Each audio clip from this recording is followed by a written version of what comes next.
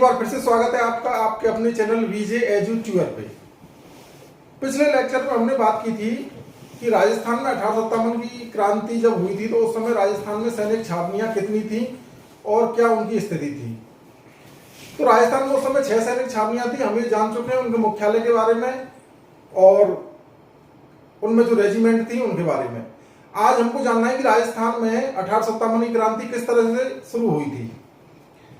तो सीधा हम टॉपिक पर आते हैं बिना समय नष्ट किए। राजस्थान में 1857 की क्रांति का जो शुभारंभ हुआ था वो हुआ था नसीराबाद अजमेर से। 28 मई 1857 को नसीराबाद से राजस्थान में 1857 की क्रांति प्रारंभ हो गई। और जब नसीराबाद की छावनी में 28 मई 1857 को ये क्रांति प्रारंभ हुई, अंग्रेज अफसर थे। एक अंग्रेज अफसर का नाम था मेजर स्फोटिस वुड और एक का नाम था न्यूबरी। इन दोनों की हत्या कर दी गई। सैनिकों ने तोपखाने पर अधिकार कर लिया। नसीराबाद के बाद नीमच में 3 जून 1857 को विद्रोहियों ने बगावत कर दी। 3 जून 1857 को मोहम्मद अली बेग, जो कि नीमच छावनी में सैनिक थे, मोहम्मद अली बेग ने शस्त्रागार यानी मोहम्मद अली बेग के नेतृत्व में सैनिकों ने नीमच छावनी के शस्त्रागार में आग लगा दी। वहां पर अंग्रेज अफसर थे कैप्टन मैकडोनाल्ड ने प्रयास किया किसी तरह से विद्रोह को नियंत्रण में रखा जाए, लेकिन वहां से नीमच से विद्रोही इधर राजस्थान की तरफ बढ़ते आ रहे थे। चित्तौड़, हमीरगढ़, बनेड़ा होते हुए वो शाहपुरा तक आ गए थे और शाहपुरा के जागीरदार ने नीमच के विद्रोहियों को मदद की। अब जो मेवाड़ के पॉलिटिकल एजेंट थे मेजर सावर्स ने नीमच विद्रोह को दबाने की कोशिश की और नीमच विद्रोह को दबाने के लिए मेजर सावर्स को कोटा, बूंदी और मेवाड़ की सेना की सहायता मिली।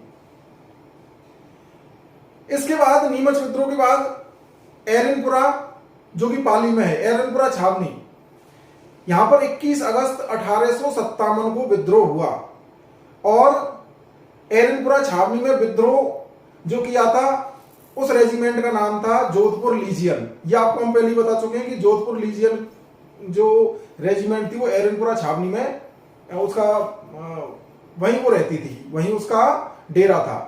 तो एरनपुरा छावनी में जो विद्रोह हुआ जोधपुर लीजियन का, वहां पर 3 सैनिकों के नाम प्रमुख रूप से आते हैं और ये हमें हमेशा ध्यान रहना चाहिए उन 3 सैनिकों के नाम। एरनपुरा छावनी में जो विद्रोह किया था उसमें मोती खां, सूबेदार शीतल प्रसाद और तिलक राम, इन्होंने वहां पर विद्रोह का नेतृत्व किया और 1857 की क्रांति को एक तरह से आगे बढ़ाने का काम किया। अब एरनपुरा से सैनिक या विद्रोही कहें हम, वो आहुआ की तरफ चल दिए। ये हम पहले ही समझ चुके हैं कि सामंत पहले से ही नाराज चल रहे हैं। तो आहुआ के ठाकुर थे कुशाल सिंह एरनपुरा के विद्रोहियों को आहुआ ले गए और उनकी पूरी सहायता की और वहां पर विद्रोहियों ने नारा लगा दिया कि चलो दिल्ली मारो फिरंगी, और यह नारा एक तरह से फेमस हो गया। हर क्रांतिकारी का लक्ष्य था कि शीघ्र से शीघ्र में दिल्ली पहुंच जाए और जो केंद्रीय नेतृत्व है उसके साथ क्रांति में भाग ले। तो आहुआ के ठाकुर कुशाल सिंह जो थे, अब वो क्रांतिकारियों के समर्थन में खुल के आ गए। उन्होंने हर प्रकार की मदद क्रांतिकारियों को की। तो एक तरह से आहुआ है वो विद्रोहियों का गढ़ बन जाता है। ठाकुर कुशाल सिंह चंपावत उनका पूरा नाम था, आहुआ के ठाकुर कुशाल सिंह चंपावत। ये तो आहुआ के विद्रोह का नेतृत्व कर ही रहे थे। साथ ही साथ जो आहुआ के आसपास जो परगने थे, परगने को हम जैसे कह सकते हैं आजकल की तहसीलों के स्तर के जो स्थान थे, तो परगने जो थे जैसे कि आसोप का परगना है, आलनियावास है, लांबिया है, गूलर है, इसके अलावा रूड़ावास का परगना, ये सभी परगने इकट्ठे हो गए आहुआ के साथ और कैप्टन हीथकोट और जोधपुर महाराजा तख्त सिंह की सेना के साथ इन्होंने युद्ध करना प्रारंभ कर दिया। तो आहुआ के विद्रोहियों और महाराजा तख्त सिंह और कैप्टन हीथकोट की सेना के मध्य युद्ध लड़ा गया, जिसको हम कहते हैं बिठौड़ा का युद्ध। और यह बिठौड़ा का युद्ध हुआ है 8 सितंबर 1857 को। बिठौड़ा स्थान पाली जिले में पड़ता है। एक बार पुनः इसको याद रखिए, बिठौड़ा का युद्ध 8 सितंबर 1857। आउवा के ठाकुर कुशाल सिंह समस्त विद्रोहियों के लिए हुए हैं एक तरफ, और दूसरी तरफ है उनके कैप्टन हीथकोट एवं महाराजा तख्त सिंह की सेना। तो इस बिठौड़ा के युद्ध में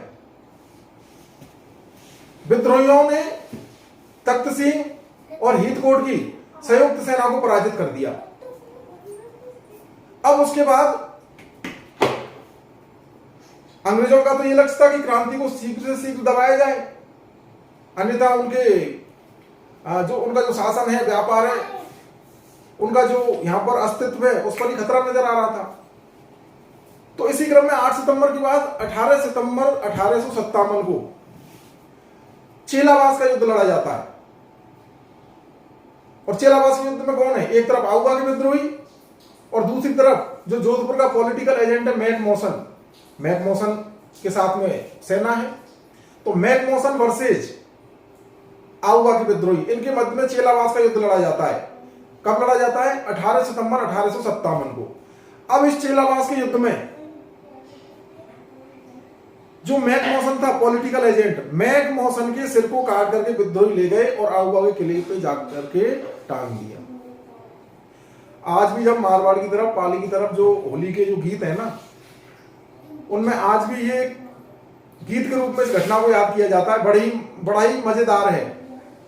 कुछ ऐसे कहा जाता है कि ढोल बाजे, चंग बाजे और बाजे बांकियों, एजेंट को सिर काट के दरवाजे पे टांकियो। कुछ इस तरह से है, यदि मुझे सही याद है तो। ढोल बाजे, चंग बाजे और बाजे बांकियों, एजेंट को सिर काट के दरवाजे पे टांकियो। तो मैकमोसन का सिर काट के दरवाजे पर टांग दिया विद्रोहियों ने, आउवा का जो किला है वहां पर। लेकिन अंततः आउवा के विद्रोह को कुचल दिया गया। ब्रिगेडियर होम्स के नेतृत्व में सेना आई। आउवा के विद्रोही सीमित संसाधनों के साथ थे, उनका जोश तो बहुत हाई था, लेकिन संसाधन सीमित थे, सेना भी सीमित थी, आधुनिक युद्ध पद्धति से वो जानकार नहीं थे। अंततः ब्रिगेडियर होम्स ने उस विद्रोह को कुचल दिया और आउवा पर अधिकार कर लिया अंग्रेजी सेना ने जनवरी 1858। कुल मिलाकर सितंबर, अक्टूबर, नवंबर, दिसंबर, लगभग 4 महीनों तक आउवा में विद्रोहियों का कब्जा रहा। तो ये कुल मिला के आउवा का विद्रोह। आउवा के विद्रोह में आपको 2 याद रखने हैं, एक तो है बिठौड़ा का युद्ध और एक है चेलावास का युद्ध। आउवा के विद्रोह के संबंध में कुछ नाम है वो आपको ध्यान रखने हैं कि एक तो आपको नाम ध्यान रखना है आउवा के ठाकुर कुशाल सिंह का, इसके अलावा कैप्टन हीथकोट, जोधपुर के महाराजा तख्त सिंह, और इसके अलावा जो पॉलिटिकल एजेंट है मैकमोसन, और अंततः ब्रिगेडियर होम्स। अब ये आउवा के विद्रोह के बाद राजस्थान में जिस विद्रोह की सबसे ज्यादा चर्चा होती है ना, वो विद्रोह है कोटा का विद्रोह।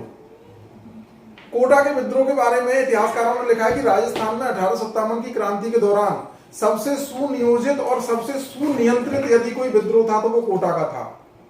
तो कोटा के विद्रोहियों ने पूरी तैयारी के साथ विद्रोह करने का फैसला किया था। कोटा का जो विद्रोह माना जाता है वो माना जाता है 15 अक्टूबर 1857। 15 अक्टूबर 1857 को कोटा का विद्रोह हो गया और कोटा का विद्रोह 1857 की क्रांति में एक जबरदस्त विद्रोह, सुनियोजित और सुनियंत्रित विद्रोह माना जाता है। 15 अक्टूबर 1857 को कोटा में विद्रोह हो जाता है और कोटा में विद्रोह का नेतृत्व करते हैं लाला जयदयाल और मेहराब अली खां। ध्यान रखना है, कोटा के विद्रोह का नेतृत्व करने वाले लाला जयदयाल और मेहराब अली खां थे। विद्रोह प्रारंभ हुआ 15 अक्टूबर 1857 को। तो यहां पर उस समय कोटा के जो महाराज थे 1857 की क्रांति के समय, वो थे महाराव राम सिंह। महाराव राम सिंह को क्रांतिकारियों ने, विद्रोहियों ने कैद करके और कोटा के किले में, कोटा के दुर्ग में बंद कर दिया राम सिंह द्वितीय को। और वहां पर जो अंग्रेज अधिकारी थे कैप्टन बर्टन का सिर काट करके क्रांतिकारियों ने पूरे कोटा शहर में घुमाया। तो कैप्टन बर्टन का सिर काट करके पूरे कोटा में घुमाने के बाद क्रांतिकारियों का जोश और भी हाई हो गया, लेकिन काफी नियंत्रण और सुनियोजन के उपरांत भी कोटा का विद्रोह भी एक असफल विद्रोह साबित हुआ, क्योंकि धीरे धीरे अंग्रेज एक के बाद एक जगह पर विद्रोह को नियंत्रित करते जा रहे थे और कोटा में भी नियंत्रण में आ गया। लेकिन फिर भी काफी हद तक कोटा के विद्रोहियों ने अंग्रेजों को यह दिखा दिया कि यदि इस तरह के विद्रोह होते रहे तो आपका जाना तय है। लेकिन दुर्भाग्य से कोटा का विद्रोह भी उसी तरह से समाप्त हुआ। अब हम राजस्थान में 1857 की क्रांति के निष्कर्ष के रूप में बात करें ना, तो यहां पर क्रांति का समापन हो जाता है लगभग जून 1858 में। क्योंकि उस समय देखिए तात्या टोपे के अलावा जो कोटा के थे जयदयाल, मेहराब अली खां, ये प्रमुख क्रांतिकारियों में गिने जाते हैं, तो इन सबको फांसी दे दी गई। तो एक तरह से सारे क्रांतिकारी, सारे विद्रोही नेतृत्व विहीन हो गए और अंग्रेजों ने काफी नुकसान भी कर दिया था। तो इस तरह से जून 1858 तक राजस्थान में 1857 की क्रांति चलती है। कहां से शुरू हुई है? नसीराबाद से, राजस्थान में। देखिए राष्ट्रीय स्तर पर क्रांति का प्रारंभ 10 मई को हो जाता है, ये भूलना नहीं है। राष्ट्रीय स्तर पर क्रांति का प्रारंभ 10 मई 1857 को हो जाता है। राजस्थान में सूचना 19 मई 1857 को मिलती है। राजस्थान में पहला विद्रोह नसीराबाद में होता है, 28 मई 1857 को होता है। और राजस्थान में अलग अलग घटनाएं होती हैं और जून 1858 तक क्रांति का समापन राजस्थान से हो जाता है। तो ये थे राजस्थान के कुछ प्रमुख विद्रोह जो 1857 की क्रांति के दौरान हुए थे। अगले लेक्चर में हम 1857 की क्रांति के बारे में कुछ और प्रमुख बातें करेंगे। तब तक के लिए आप सभी को बहुत बहुत धन्यवाद।